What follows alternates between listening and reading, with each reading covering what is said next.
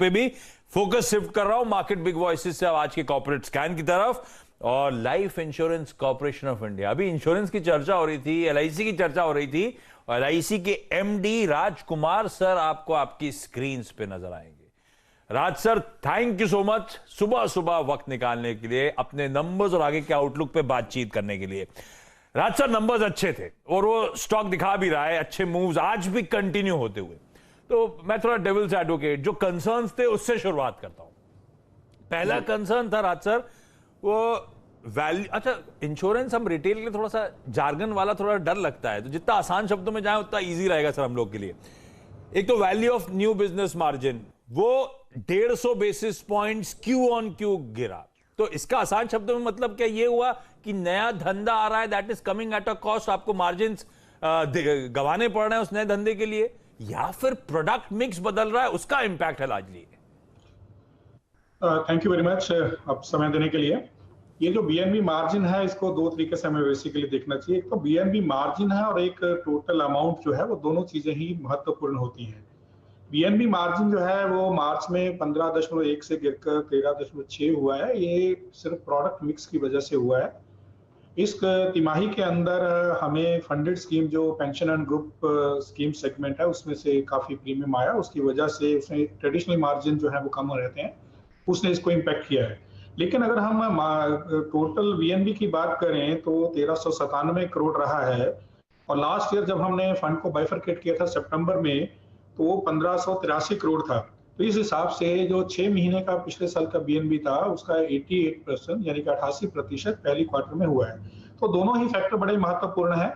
और जैसे जैसे ये साल आगे बढ़ेगा और दूसरे प्रोडक्ट्स की सेल भी बढ़ेगी, हालांकि हमारा इंडिविजुअल इंश्योरेंस में भी काफी अच्छा इस तिमाही में परफॉर्मेंस रहा है और हम ये एक्सपेक्ट कर रहे हैं कि आने वाले समय में भी ये बढ़ेगा और जो करेक्शन है पीएनजीएस बिजनेस में भी आएगा और मार्जिन जो है वो they will be getting corrected, उसमें सुधार आएगा। तो राज सर, प्रोडक्ट मिक्स में बदलाव, उसके चलते मार्जिन कॉन्ट्रैक्ट हुए। आसान शब्दों में मतलब ये हुआ कि जो कम मार्जिन वाले प्रोडक्ट्स थे वो इस क्वार्टर में ज्यादा बिक गए।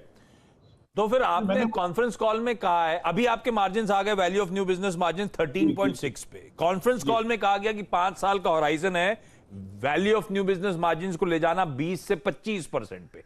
ये कैसे होगा? और ये प्रोडक्ट मिक्स में बदलाव जो हुआ था, ये सिर्फ एक एबरेशन है या एक ट्रेंड की तरफ इशारा तो नहीं कर रहा?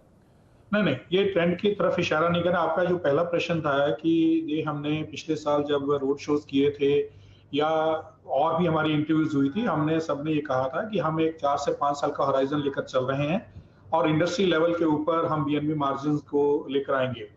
इसका एक सिंपल सा रीजन है कि पिछले 20 वर्षों से हम लोग पावर बिजनेस में बहुत हमारी स्ट्रेंथ है और नॉन पावर उतना स्ट्रॉन्ग नहीं था परसेंटेज टर्म्स के बेसिस के ऊपर। तो हमारी जो स्ट्रेटेजी है वो ये है कि हम जो पावर बिजनेस है, जो मेरी स्ट्रेंथ है, उसको कमजोर हम नहीं करने जा रहे हैं। उसके ऊपर हमारी एक निश्चित ग्रोथ रहेगी, लेकिन on the non power side हमारी जो ग्रोथ है उसकी संभावना बहुत ज्यादा है और ऑलरेडी उसकी विजिबिलिटी होनी शुरू हो चुकी है। हमने जो प्रोडक्ट है, हमने ये भी कहा था कि आने वाले समय के अंदर अगले 5 वर्षों में हम सिर्फ और सिर्फ नॉन पावर प्रोडक्ट्स को ही लॉन्च करेंगे। तो जो एब्रेशन की आप बात कह रहे हैं वो ऐसा नहीं है। कभी कभी ये साइक्लिक रहता है कि पीएनजीएस में फंडेड स्कीम का बिजनेस कभी कभी एकदम से आता है क्योंकि उसमें बहुत ज्यादा प्रीमियम आता है फंडेड स्कीम में, परंतु वो जो साल भर के अंदर वो करेक्शन हमें पूरी संभावना है और हम उसके ऊपर काम करेंगे कि वो करेक्शन हो और जो मार्जिन्स हैं उसके ऊपर प्रोडक्ट मिक्स जो है वो ग्रेटर मार्जिन वाले प्रोडक्ट्स की तरफ ही जाए और दोनों चीजों को policyholder as well as shareholder का ध्यान रखते हुए हम काम करेंगे। राज सर, इंश्योरेंस हमारे लेने की आई थिंक जो पैटर्न था या फिर आपका जो बेचने का पैटर्न था तमाम कंपनियों के लिए, उसमें कोविड काल के बाद एक बहुत बड़ा बदलाव आया। सर, आप आज एलआईसी के साथ इतने समय से जुड़े हुए हैं, कोविड के बाद जो पॉलिसीज बिक रही हैं उनका ट्रेंड किस प्रकार का है? एंडोमेंट, मनी बैक, किस प्रकार की पॉलिसीज ज्यादा बिक रही है? और एक और चीज सर, एलआईसी के प्रोस्पेक्टिव से मैं भी आपका ग्राहक हूं, मेरा एलआईसी के साथ जो रिलेशनशिप है उसको एस्टेब्लिश करने के लिए एक मीडिएटर हमेशा होता था, आपकी सेल्स फोर्स होती थी, आपका एजेंट होता था। डिजिटल प्लेटफॉर्म पे एलआईसी ने बीते 2 साल में कैसा किया है और कैसा करने की अपेक्षा आपको नजर आती है सर, डिजिटल प्लेटफॉर्म पे स्पेशली? पहली बात आपने प्रोडक्ट्स की कोविड के दौरान एक जनरल अवेयरनेस लाइफ इंश्योरेंस के प्रति हमने बदलाव देखा था। लोगों में बहुत उसमें जनरल अवेयरनेस आई थी और बहुत सारी इंक्वायरी जो है वो टर्म प्रोडक्ट्स के बारे में आ रही थी। और हमने जो हमारा डिजिटल प्लेटफॉर्म है जिसके ऊपर 10 प्रोडक्ट सेल किए जाते हैं हमारी वेबसाइट के थ्रू, उसके ऊपर हमने काफी ट्रैक्शन देखा। लेकिन जैसे जैसे कोविड नीचे गिरा है, आई मीन उसका ग्राफ नीचे आया, तो हमने देखा है कि लोगों की इंक्वायरीज का ग्राफ भी नीचे आना शुरू हो गया। लेकिन ओवरऑल ग्रोथ अगर हम देखें तो जो टर्म प्रोडक्ट्स यूलिप्स हमारे लिए काफी उसमें अच्छा दिख रहा है। हमारा फोकस गारंटेड प्रोडक्ट्स के ऊपर भी है। जैसे कि मैंने पहले कहा कि जो पावर बिजनेस है उसकी एक डिस्टिंक्ट मार्केट है और उसको हम उस स्ट्रेंथ को कमजोर नहीं करने वाले हैं, भविष्य में उसको देखेंगे। दूसरी बात, आपने डिजिटाइजेशन की बात की। डिजिटाइजेशन को मैं एक दूसरे तरीके से देखता हूँ, onboarding as well as servicing. तो 48 यानी कि 48% हमारा जो रीन्यूअल प्रीमियम है वो डिजिटल माध्यम से आ रहा है। इनफैक्ट 76% जो प्रीमियम है वो हमारा आउटसाइड ऑफिस कलेक्ट हो रहा है। हमने कुछ नए इनिशिएटिव लिए हैं, जैसे हमारे एजेंट्स को एम्पावर किया है। हमारा 100% जो दावा भुगतान है पॉलिसी धारकों को, एम्प्लॉइज को पेमेंट है या डिस्ट्रीब्यूटर्स को भी डिजिटल मीडियम से हो रही है। ऑनबोर्डिंग के लिए हमने 2020 में एक आनंदा ऐप उसको इंट्रोड्यूस किया था, which is kind of physical app.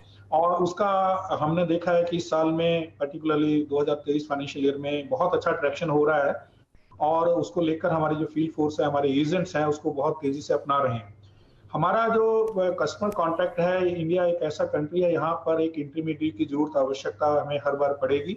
साथ के साथ ही जो दूसरे इमर्जिंग मीडियम्स हैं, डिजिटल है या बैंक एश्योरेंस है या एग्रीगेटर्स हैं या आईएमएफ्स हैं, उसके ऊपर भी हमारे टाइप्स हैं और उसके ऊपर भी हम काम कर रहे हैं।